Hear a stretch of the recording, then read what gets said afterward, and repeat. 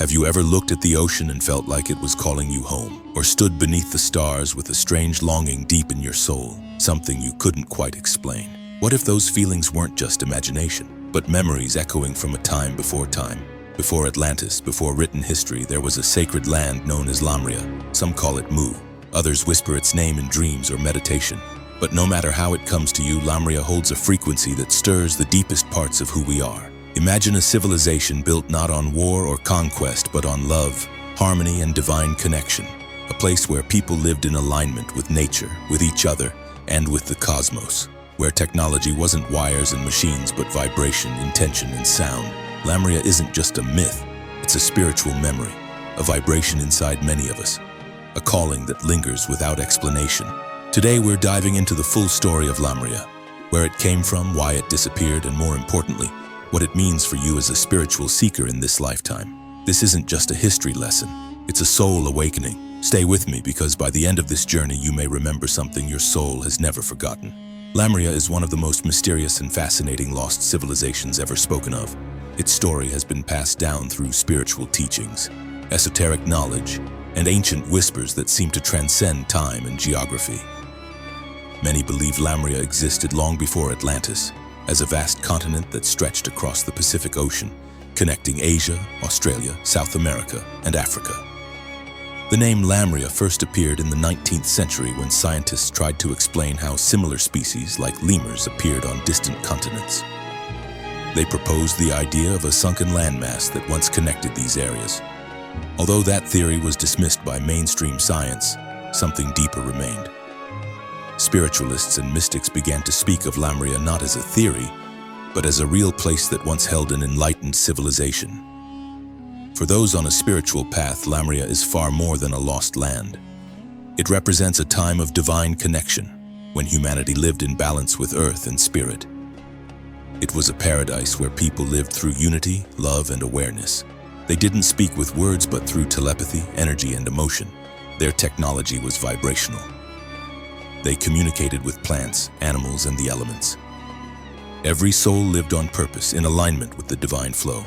Many believe Lamria was the cradle of spiritual knowledge, the origin of crystal healing, sound therapy, and energy work that we're rediscovering today. When Lamria fell, its knowledge wasn't lost. It was hidden in crystals, sacred sites, and in the DNA of those who once walked its land. So when we speak of Lamria, we aren't just talking about geography.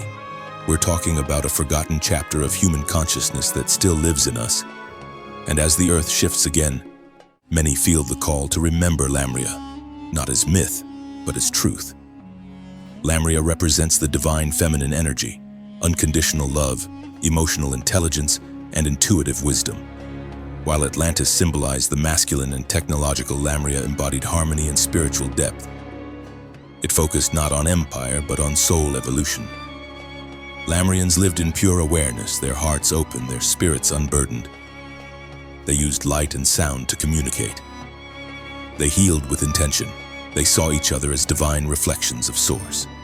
That's why Lamria speaks to spiritual seekers today.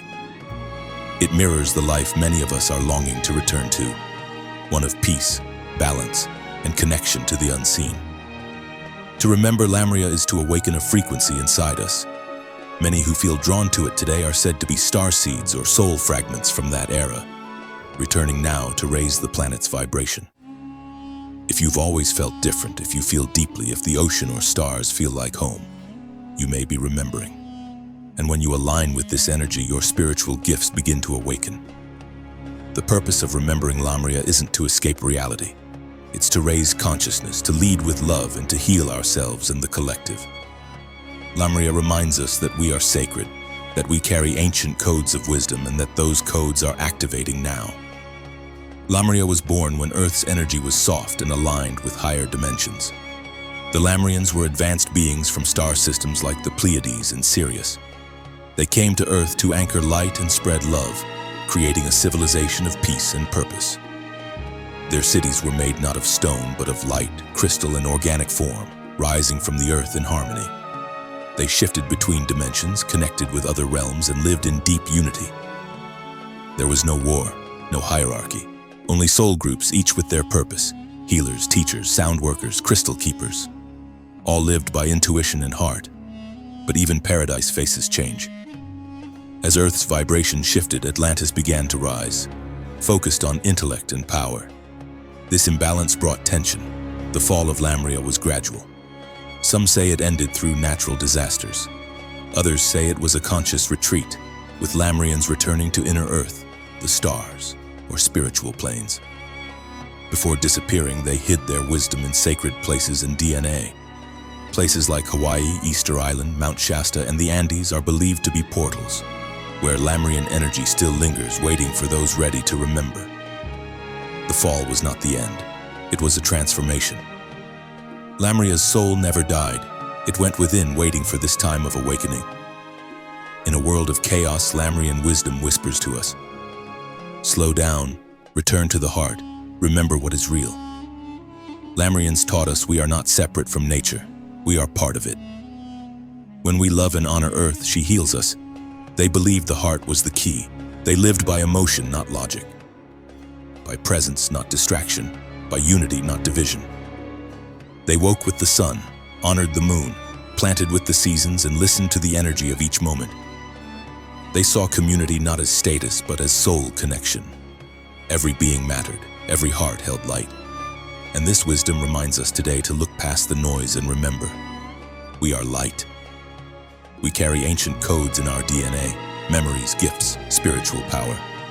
Many of us are awakening to them now, drawn to healing, to energy, to crystals and vibration, not because it's new, but because it's ancient. It's Lamrian. If you feel that calling, you may be a Lamrian soul. Sensitive to energy, connected to nature, drawn to the stars, you may carry the Lamrian flame, and that flame is ready to rise again. Lamrian wisdom doesn't ask for perfection. It asks for presence. To walk gently, speak with love, trust your intuition, and live with heart. In doing so, you don't just remember Lamria, you become part of its return. Maybe that's why you're here in this lifetime. Maybe you came to anchor love, to guide others back to their truth. Have you ever looked at the stars and felt like they knew you? Ever felt like you didn't belong in this world? Like you remembered something softer, something sacred? You may be a Lamrian soul, here to awaken, here to shine. Your mission may be quiet, but it's powerful, to hold space, to choose love, to live with intention. As you finish this journey into Lamria's mysteries, take a breath. Listen to what stirs inside you. Maybe it's memory, maybe it's knowing, maybe it's your soul saying, yes, I remember. The story of Lamria isn't just the past, it's a reflection of your spirit. If something in you awakened, follow that, trust that. You are not alone. The Lamrian light rises through all of us. Thank you for being here. Thank you for remembering. Until next time, walk gently, live from the heart, and keep the ancient light alive.